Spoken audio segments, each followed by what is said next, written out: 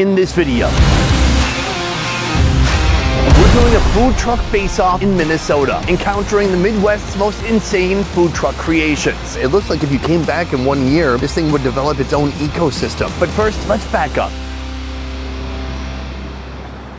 Minnesota is a state I call home. I lived here for the first 24 years of my life, and then I escaped to Asia. But I gotta say, every time I come back here, I feel a fondness for the people and the food they create. There are certain foods that are really considered Minnesotan. Things like tater tot hot dish, lutefisk, fried cheese curds at the Minnesota State Fair. But Minnesota's food truck scene is completely different from that. Food trucks in Minnesota are a way to escape. It's like a magic carpet ride for your mouth to transport into locations and countries around the world. Today we're gonna visit as many food trucks as possible and see if they're really bringing the heat.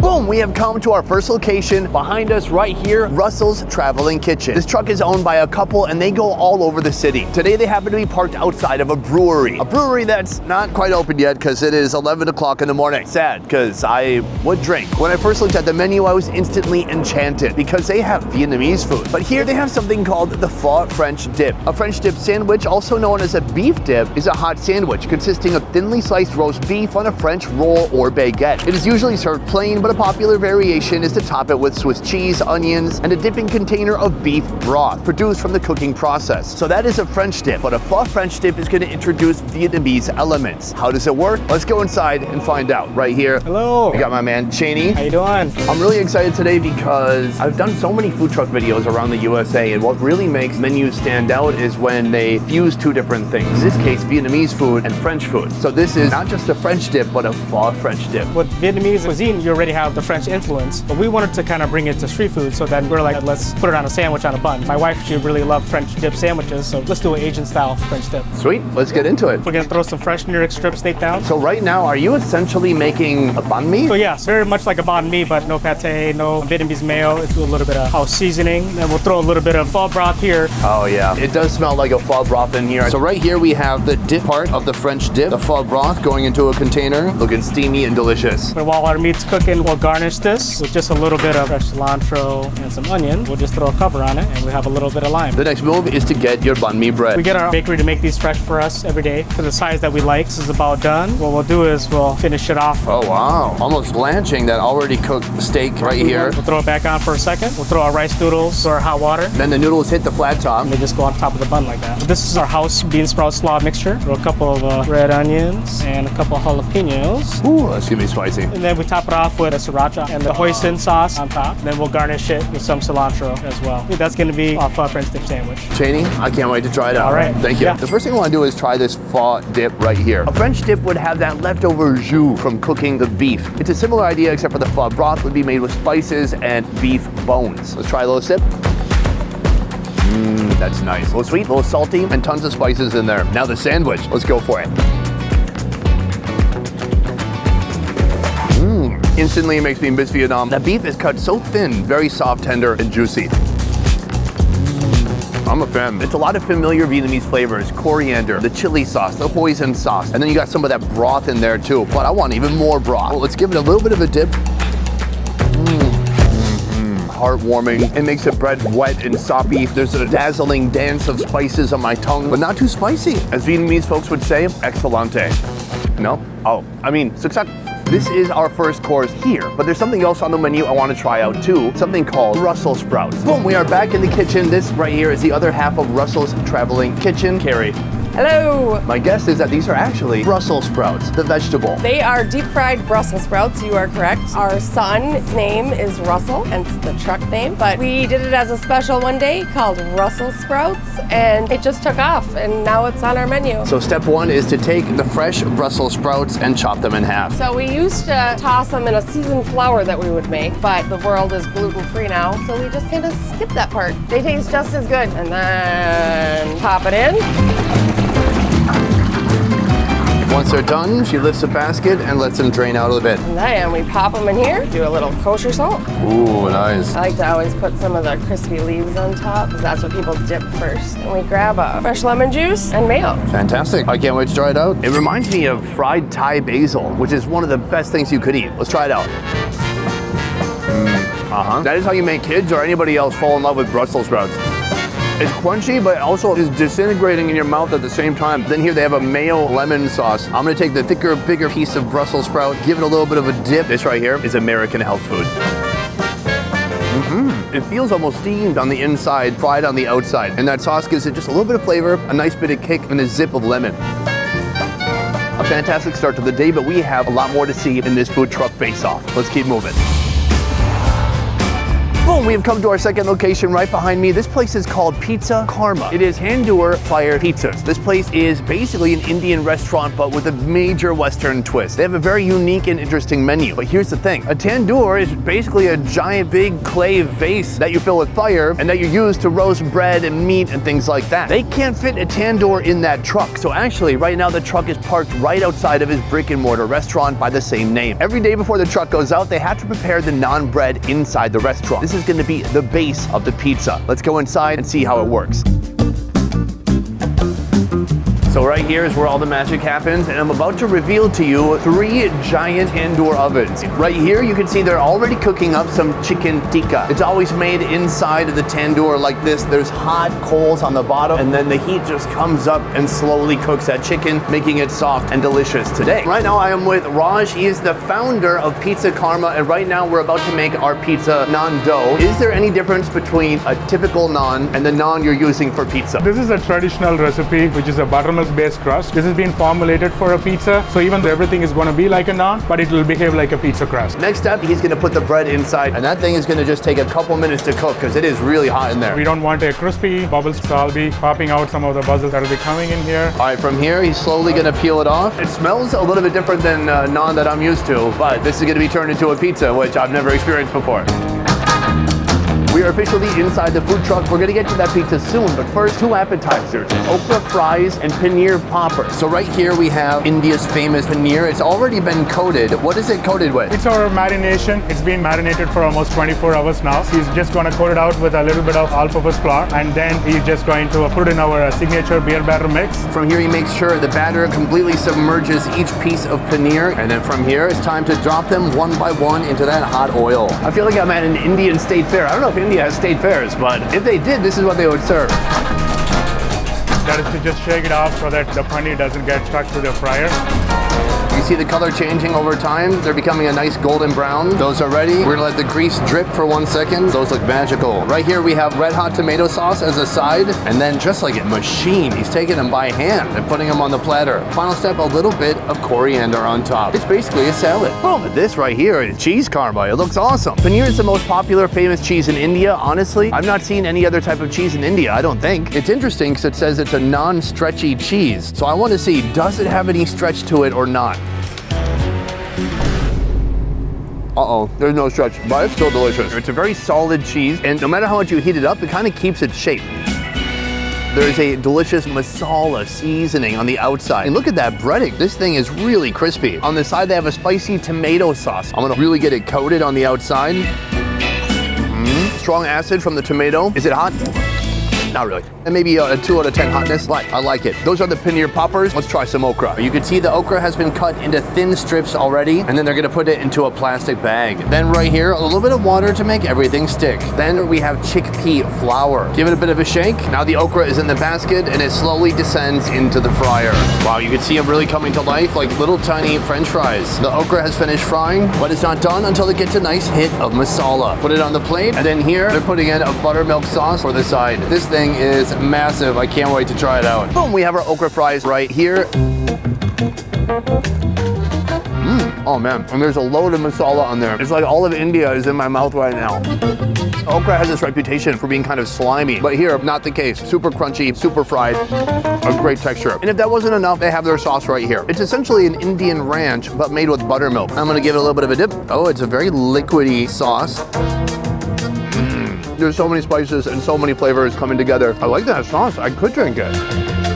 It's super delicious. So these, my friend, are the okra fries. But we also came here for pizza. You can see right here, boom, giant pizza oven. That is what all the pizza is being sent through. So we have our pizza crust right here. We saw this being made inside, but the first step is to put on some of this. That ain't butter, that is ghee. This is the tikka sauce, so it's a red pepper based sauce mixed with our own proprietary pizza crema sauce. Then you top it off with chicken tikka. The chicken looks great in the tandoor. It looks even better on the pizza. And then you top it off with onion pepper mix. Finally top it off with our whole milk mozzarella cheese. So that is going to hit the oven and slowly move through here and soon pop out on the other side. Here the pizza is coming out, the cheese has melted, the crust is getting brown. This looks incredible. For $12.99, all this could be yours. He said he doesn't know anyone else making Indian pizza in this way. I gotta say, I agree, except for I did go to India once and I had butter chicken pizza. But it was different because they were using just a pure naan. Here the naan batter is a little bit different. I'm not saying it's a naan. It's still naan, but it's a naan that's appropriate for a pizza. Look at those little brown spots, like what old people get when they go in the sun too much, like me. All right, let's try it out. Wow, it's a heavy, thick, creamy sauce that they put on there.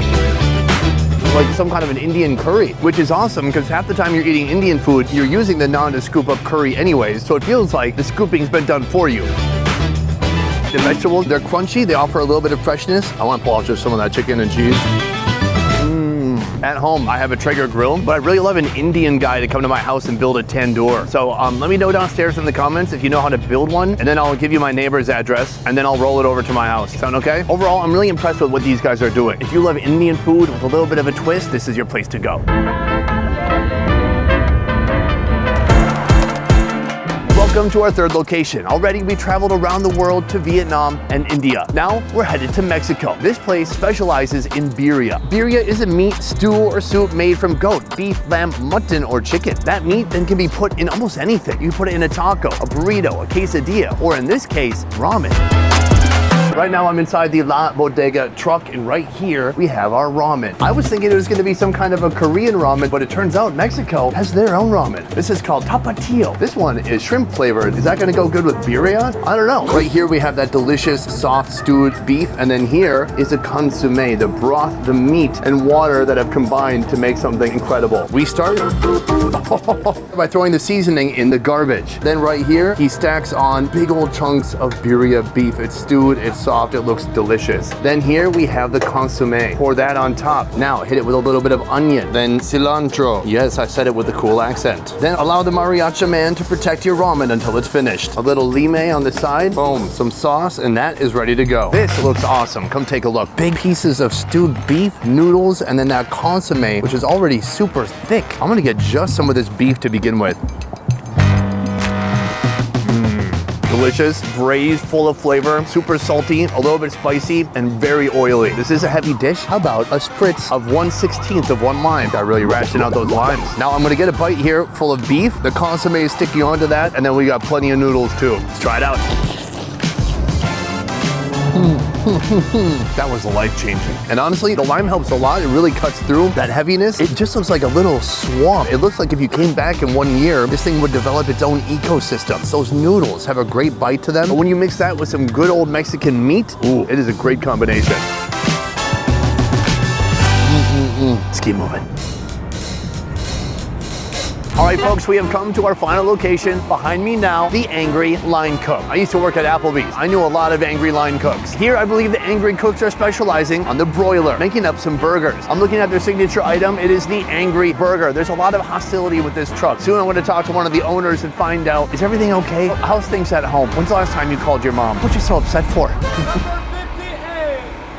Oh, there he is right now. I thought he was yelling at me. I am now inside the kitchen with Jesse. Are you the Angry Line Cook? Oh, I'm one of the Angry Line Cooks for sure. What are you so angry about? Oh man, plenty of things. We've been in the industry for, cumulatively like 40 years. So between all that experience, just like the worker conditions, the, being stuck inside, never breathing fresh air, there's plenty of being 2023 as well, baby. It sucks out here. This is my best interview ever.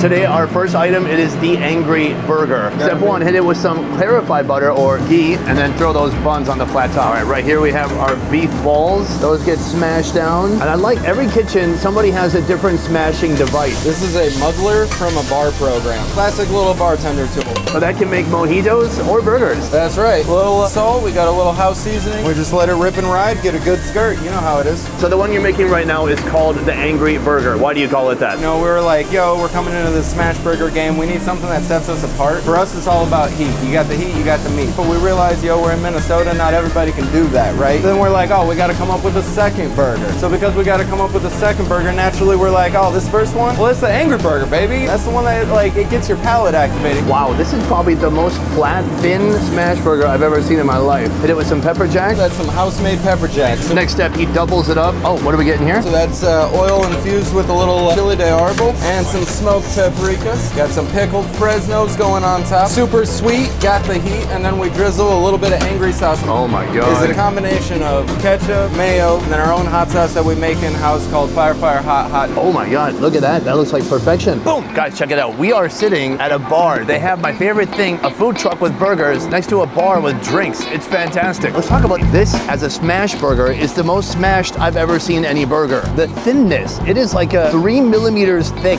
It makes sense they went for something spicy. Spice is usually seen as the angriest of all the flavors, which I don't understand, because the times I really do get angry is when there's no flavor at all. Blandness should be the flavor of anger. That being said, let's try it out.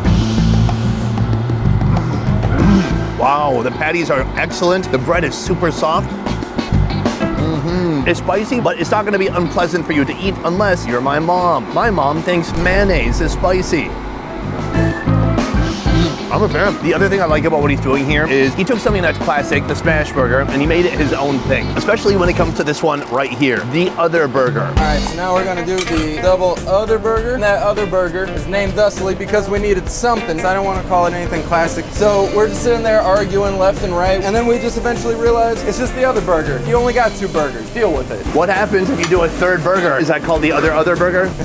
Right. Third burger is actually pig's eye, so we just wanted to do something that was traditional, a little basic, and then we named it after the city that we live in and the city that we love, St. Paul, originally called Pig's Eye, if nobody knows the history on there. I don't know how smart y'all are on the internet. Not very. All right, bread is done. So we got that beef sizzling. Oh, look at it sing. Now Colby on the other side, he's topping that bun off with a little bit of beef stock aioli that is mayo that is infused with a little bit of fresh marrow, topping it off with those dill pickles we make in-house. Now come back over, let's see that reveal. Let's get that, oh baby, juicy, Lucy. Move out. We got, oh, the angry line cook. All right, so we're hitting it with a regular American cheese. We put a little bit of our own spice in there. Ready, Eddie, let's go, swinging neat. Oh, look at that, baby. Let's go try it out. Oh, where do I begin? Oh man, that aioli is nuts. It's super beefy, rich, full of flavor. Then you have that creamy cheese, and again, that soft bread, and these insanely thin, nearly crispy slabs of beef. I'm lucky I don't live next to this guy. It would be a problem for my dietary health. Take a look at this bite. The cheese is just oozing out, pickle, meat layers. Overall, what's smart is a limited menu. These guys move quick, they move efficiently, they get your orders done like that. This was delicious, but we've had a lot of good food today. Next, I'm gonna tell you who won this Minnesota Food Truck Face-Off. Let's find out. Boom, that is our day of food truck dining here in Minnesota. How was it? I thought it was pretty amazing. You never know what you're gonna get when it comes to food trucks. And honestly, the only food that really felt American today was the final location. It's amazing that you can zip around the streets and avenues here and find food from around the world or food fused with American styles and the Minnesota palate. That being said, today was a face-off. Unbeknownst to them, these 4 food trucks were pitted against each other. I might be biased because I'm a big fatty who likes burgers, but my favorite food was the burgers. But a special honorable mention to the birria ramen. That was very satisfying. I love those chewy noodles with that thick birria consomme. Honestly, it was hard to choose a favorite because everything today was simply outstanding. Let me know what other cities I should go to for food trucks. Otherwise, guys, that is it for this one. Thank you so much for watching. I will see you next time. Peace. All right, I'm gonna get some burgers to go and freeze them, and then I will unfreeze them tomorrow. I'm actually just gonna eat them in the car. I'm lying. Elevate your style with our brand new clothing collection. Rock out in our threads, feel the thrill of culinary adventures, and celebrate with us in style. Head on over to beffers.shop today.